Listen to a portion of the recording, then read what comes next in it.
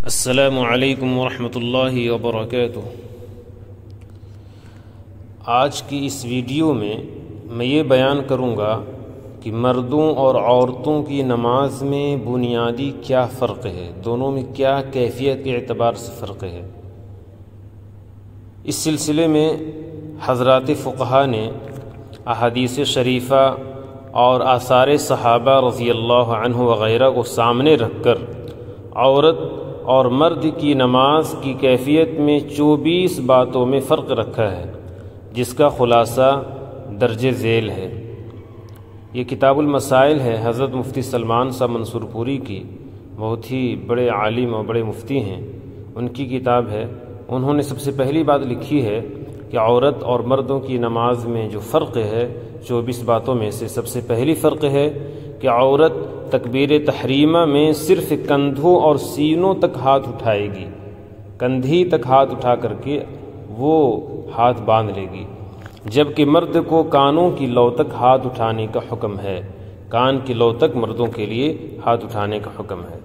Number 2 ہے عورت دوپٹہ اور چادر کے اندر سے ہاتھ اٹھائے گی، یعنی ہاتھ کو اٹھانے کے لیے اور تکبیر تحریمہ کہنے کے لیے اوپر کرنے کی ضرورت نہیں ہے، چادر سے باہر کرنے کی ضرورت نہیں ہے، کیونکہ ہاتھ بھی اس کا پردہ ہے، تو عورت دوپٹہ اور چادر کے اندر ہی اندر ہاتھ اٹھائے گی، جبکہ مرد کے لیے ہاتھ کو باہر نکالنا، رفع یدین کرنے کا حکم ہے۔ نمبر 3 عورت اپنے سینے پر ہاتھ رکھے گی، جبکہ مرد کے لیے ناف کے نیچے ہاتھ باندھنے کا حکم ہے۔ نمبر 4 عورت رکوع میں معمولی سا جھکے گی، ہلکا جھکے گی، صرف یہ ہے کہ وہ کھڑا ہونے سے ہلکا جھک جائے، یعنی مکمل سیدھا جھکنا کوئی ضروری نہیں ہے، جبکہ مرد کے لیے اچھی طرح سے جھکنے کا حکم ہے، یعنی مرد کا حکم یہ ہے کہ اتنا جھکے کہ اس کے یعنی کہ سرین اور اس کا سر دونوں برابر ہو جائے۔ نمبر 5 ہے عورت رکوع میں گھٹنوں پر حلقہ نہیں بنائے گی، جبکہ مرد کے لیے باقاعدہ ہاتھ سے گھٹنوں کو پکڑ کر حلقہ بنانے کا حکم ہے۔ عورت رکوع میں گھٹنوں پر حلقہ نہیں بنائے گی، بلکہ ہاتھ کو صرف گھٹنے پر رکھ دے گی، بس اس کا رکوع ادا ہو جائے گا۔ نمبر 6 عورت گھٹنوں پر ہاتھ رکھتے وقت انگلیاں ملائے رکھے گی، جبکہ مرد کے لیے اس وقت انگلیاں کھولنے کا حکم ہے۔ نمبر 7 عورت رکوع میں گھٹنوں پر صرف ہاتھ رکھے گی، جبکہ مرد کے لیے گھٹنوں کو پکڑنے کا حکم ہے۔ نمبر 8 عورت رکوع میں گھٹنوں کو ذرا خم دے گی، جبکہ مرد کے لیے گھٹنوں کو خم دینا منع ہے۔ نمبر 9 عورت کے لیے قیام میں یعنی کہ کھڑے ہونے کی حالت میں اور رکوع میں اپنے دونوں ٹخنوں کو ملانا بہتر ہے، یعنی دونوں ٹخنوں اور دونوں پیروں کے درمیان فاصلہ نہیں ہو بلکہ ملا ہوا ہو، یہ زیادہ بہتر ہے، جبکہ مرد کے لیے دونوں ٹخنوں کے درمیان 4 انگلی کا فاصلہ یہ رکھنا بہتر ہے۔ نمبر 10 عورت رکوع اور سجدے میں سمٹ کر رہے گی، یعنی زمین سے چمٹ کر رہے گی اور سمٹ کر رہے گی، جبکہ مرد کے لیے ہر عضو کو علیحدہ رکھنے کا حکم ہے اور الگ الگ رکھنے کا حکم ہے۔ نمبر 11 عورت کے لیے سجدہ میں دونوں قدم کھڑے کرنے کا حکم نہیں ہے، بلکہ وہ بیٹھے بیٹھے زمین سے چمٹ کر سجدہ کرے گی، جبکہ مرد کے لیے دونوں پیروں کو کھڑا کر کے انگلیوں کو قبلہ رخ کرنے کا حکم ہے، اور عورت بالکل زمین سے سمٹ کر کے جتنا زیادہ زمین سے سمٹی رہے گی اتنا زیادہ اس کا سجدہ بہتر ہوگا اور اس کا اچھا سجدہ ہوگا۔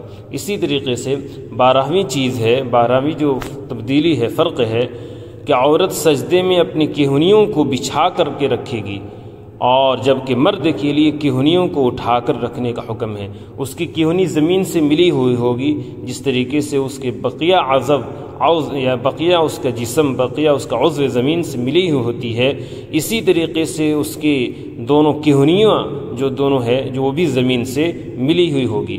نمبر 13 عورت تشہد میں تورک کرے گی، یعنی دونوں پیر دائیں جانب نکال کر بیٹھے گی، اور ایسا ہوتا ہے عورتیں اسی طرح نماز پڑھتی ہیں، جبکہ مرد کے لیے دایاں پیر کھڑا کر کے بائیں پیر پر بیٹھنا مسنون ہے۔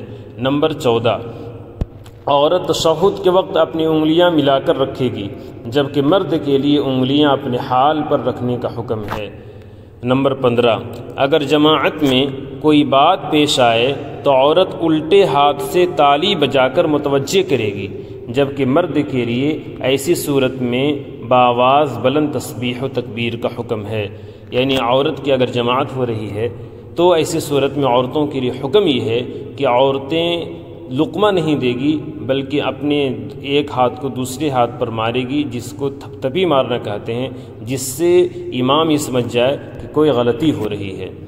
اسی طریقے سے 16واں حکم ہے، عورت کے لیے کسی مرد کی امامت جائز نہیں ہے، جبکہ مرد کے لیے عورتوں کی امامت جائز ہے۔ کسی عورت کے پیچھے کوئی مرد مقتدی نہیں بن سکتا ہے، اور مقتدی عورت ہو امام مرد ہو، ایسی صورت کرنا جائز ہے، اور مردوں کے پیچھے عورتوں کی نماز پڑھنا جائز ہے، لیکن عورتوں کے پیچھے مردوں کی نماز پڑھنا جائز نہیں ہے۔ عورتوں کی جماعت مکروہ ہے، جبکہ مردوں کی جماعت پسندیدہ اور مسنون ہے۔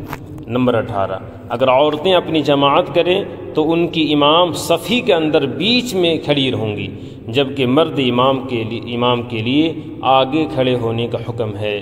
یعنی کہ مرد حضرات جو نماز پڑھاتے ہیں تو مرد حضرات صف سے آگے کھڑے ہوتے ہیں، لیکن عورتوں کا حکم یہ ہے کہ کوئی فرق، کوئی تبدیلی نہ ہونے پائے، کوئی فرق سمجھ میں نہیں آوے کہ اس میں امام کون ہے، بلکہ ایک ہی صف میں بالکل برابر ایک ہی صف میں سیدھی ہو کر کے عورتیں کھڑی ہوں گی جو اس میں امامت کرائیں گی۔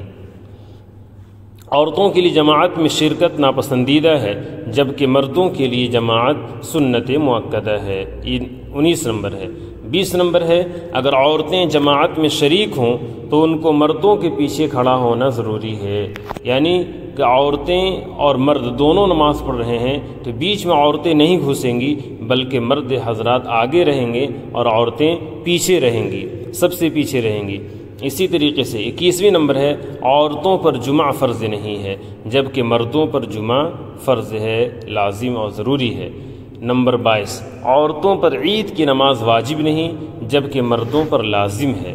نمبر 23، عورتوں کے لیے فجر کی نماز اسفار میں پڑھنا مستحب نہیں، یعنی اسفار کہتے ہیں روشنی کو، یعنی کہ تھوڑے اندھیرے ہی میں فجر کی نماز پڑھے تو اس کے لیے بہتر ہے، بلکہ انہیں اول وقت فجر کی نماز پڑھنے کا اہتمام کرنا چاہیے، جبکہ مردوں کے لیے اسفار میں پڑھنا افضل اور بہتر ہے۔ نمبر 24، جہری نماز میں عورتوں کے لیے جہر جائز نہیں۔ جہر کہتے ہیں یعنی کہ مغرب، عشاء، فجر، یہ جہری نمازیں ہیں، جبکہ مردوں کے لیے جہر جائز ہے اور امام کے لیے واجب ہے۔ یعنی کہ عورتیں مغرب، عشاء اور فجر کی نماز پڑھیں گی تو اس میں وہ بلند آواز سے قرأت نہیں کریں گی، بلکہ مغرب میں، عشاء میں، فجر میں، ان تینوں نمازوں میں آہستہ ہی قرأت کرے گی، جس طریقے سے ظہر اور عصر میں قرأت کرتی ہیں۔ لیکن مرد ظہر اور عصر میں آہستہ قرأت کریں گے، مغرب، عشاء، فجر میں بلند آواز سے قرأت کریں گے۔ یہ عورتوں اور مردوں کے درمیان نماز میں کچھ فرق ہے۔ اللہ مسلمانوں کو اس پر عمل کرنے کی توفیق عطا فرماوے۔